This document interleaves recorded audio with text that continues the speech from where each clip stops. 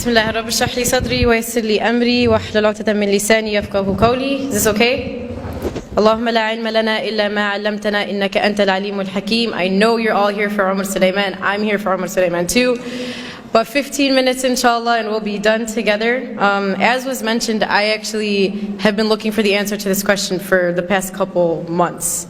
And it's that a lot of people on the outside look at you thinking that you're something. You know, you're a youth director, you're a pharmacy student. I'm sure many of you are MSA members, you lead things in your masjid, you're in Islamic organizations, you just graduated from college and now you're a doctor, or you're an engineer, or you're a teacher. You just grew a beard and now people are calling you sheikh. You just wore the hijab and people are calling you sheikha. And you know, sometimes it's kind of hard to reconcile the fact that all of these people are looking at me thinking that I am something, attributing the status to me, you know, thinking in their mind that I am superhuman, or thinking in their mind that I'm angelic, or thinking that I'm better than them. And the question comes, well, what happens when the people see something of me, but when I look at myself in the mirror, I see someone completely different? What happens when the person that people see is not who I actually believe that I am? And how do we reconcile between that? So I hope that this is a struggle that I'm not the only one facing. Does anyone kind of feel me on this? All right, alhamdulillah, that's good. I actually have a story that kind of just goes along with this. One of my halqa students actually came up to me the other day. Actually, this was a couple months ago. And she was like, so Shireen, like when you go home, like do you just eat dates and drink zamzam? And I was like, no, homegirl, I eat cereal in the morning and I eat burgers for lunch and I eat kushari for dinner. You know, I'm normal. You know, just because I'm at the masjid doesn't mean that I eat something different or I breathe a different type of oxygen than you do. And unfortunately, you know, when we work in these types of organizations or in our masjid, people start to look at you and think that you truly are not human, or that there's, you know, something superhuman about you. So that's kind of the thing that I want to address today is what do we do when we feel like the person in the mirror is different than the person that everyone else sees? So subhanAllah, you know, something that we have to do is first try to understand whether those people are two different people. Whether the person that you see in the mirror is truly different than the person that your community sees. Or whether you're just being too harsh on yourself and you truly are amazing. Or whether you're thinking of yourself too highly and you really should start to reconsider some of the things you've done. And so I kind of came up with a litmus test as to what you can ask yourself to try to understand whether those two people are really two people or if they're one.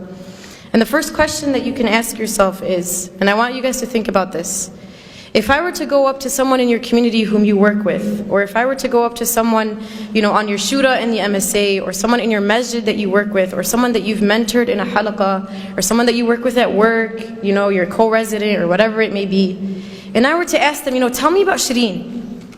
Like, what is Shireen like? What does Shireen, when you're with Shireen, how do you feel? When these people are with you, how do they feel when you're around them? And think of that answer. If I were to go up to someone at work or someone that you work with, what would they describe you as? Okay, think about that in your mind. Now, if I were to go and ask your sibling at home, or ask your mother, or ask your father, or ask your brother, what is Shireen like to you? How do you feel when Shireen is around you? How does Shireen make you feel? Do you get a different answer? Is it that the people outside think something of you, and when you treat them a certain way, yet you go home and you treat the people at home differently?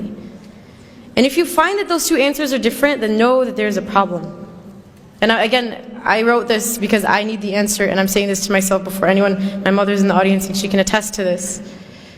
But I'm sure many of us can look within ourselves and say, you know what, those two answers are different. The person that I am on the outside is different than the one I am at home. The person that the community sees of me is different than the one that my mother sees of me. You know, and the Prophet ﷺ told us, he said, خَيْرُكُمْ خَيْرُكُمْ لِأَهْلِهِ وَأَنَا خَيْرُكُمْ لِأَهْلِي. He said that the best among you are the best to your family and I am the best to my family. Why does the hadith not say, خَيْرُكُمْ خَيْرُكُمْ, the best of you are the best to your communities? Or the best of you are the ones who give the best speeches? Or the best of you are the ones who give the best halaqas? Or the best of you are the best at work? Because it's really easy to be good outside. It's really easy to be nice to the people at work, because if you're not, they're going to subtweet you on Twitter. And if you're not, they're going to think you're terrible. And they're going to have this illusion of who you are, and they're going to talk bad about you. But if you do something bad to your mom, she's not going to disown you, I hope. You know, if you're disrespecting your sister, she's still going to be your sister. But if you do something bad on the outside, you can potentially ruin a relationship. And so that's why it's easy for us to be good on the outside, but it's hard to be good at home.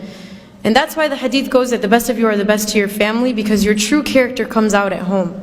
When you've had a long day at work or a long day at school, you face a lot of difficulties, a lot of struggle, you've had a hard day, and you've tucked it in so no one sees it of you, no one sees the flaws, no one sees the weaknesses. But then you go home and you unleash the monster. You unleash the thing that's been building within you the entire day. And who do you unleash it to? The people that you should care about most. The people that deserve the most respect from you. You know, and that's what we do. So I need you guys to think about that. And Aisha radiallahu anha was asked about the Prophet ﷺ. She was asked, you know, we know that the Prophet ﷺ on the outside is amazing. Tell us about what he's like at home. We don't get to see him at home. Aisha, tell us what he's like at home. And her response was profound, not just in the way that she described the Prophet, but the fact that it came from her. She said, كَانَ قُرْآنًا يَمْشِي, that he was a walking Qur'an. He wasn't just a walking Qur'an when he was at the masjid. He wasn't just a walking Qur'an when he gave a halaqah. Not just when he was in the community. He was a walking Qur'an when he was at home too. The Qur'an that he was walking, he walked outside and he walked inside. The people who were within his home felt the same way that the people on the outside felt. That's why this is profound. That's why this is important. But I'm sure all of us are trying to be that Qur'an and Yamshi on the outside. We're trying to be that amazing halaqah giver on the outside. We're trying to be awesome to everyone on the outside. Yet to the people at home, we don't care. And there's a beautiful line of poetry that I read the other day, and it's scary. Listen to this.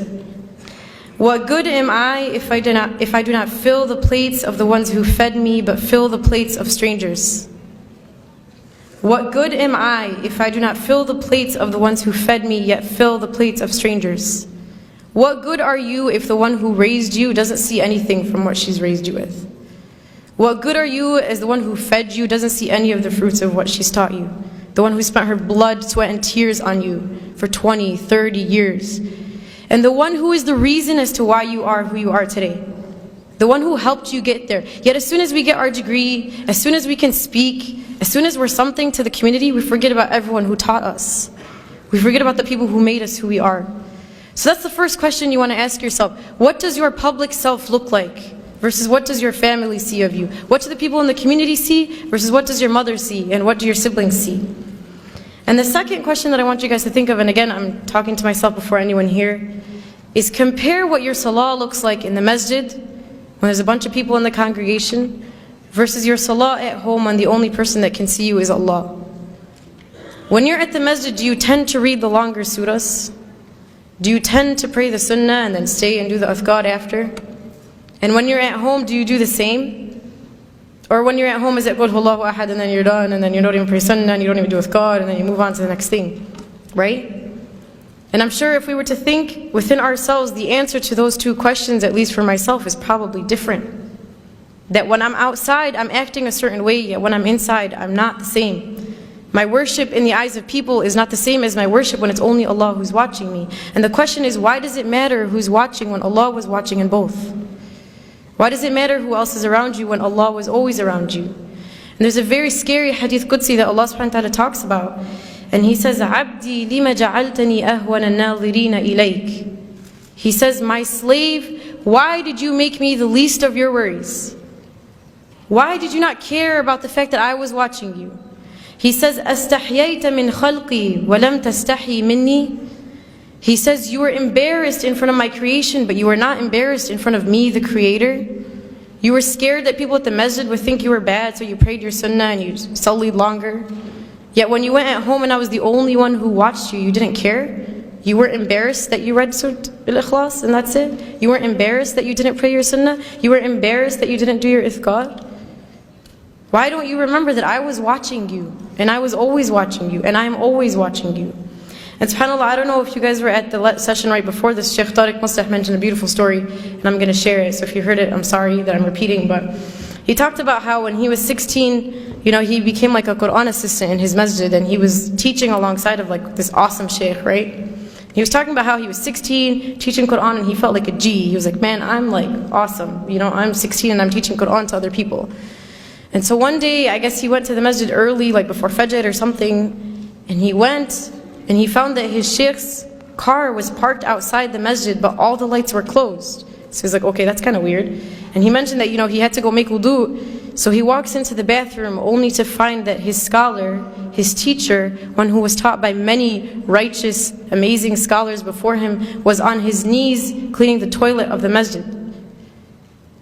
And so Shaykh Tariq Muslih goes to him and he's like, Shaykh, like, what are you doing? You're an amazing Shaykh, you learned with this person and you learned with that, and your status is this, like, how are you on your knees cleaning the masjid? And his response was profound. He says, this is the work that the one who sees always sees. This is the work that when no one else saw you, Allah saw it.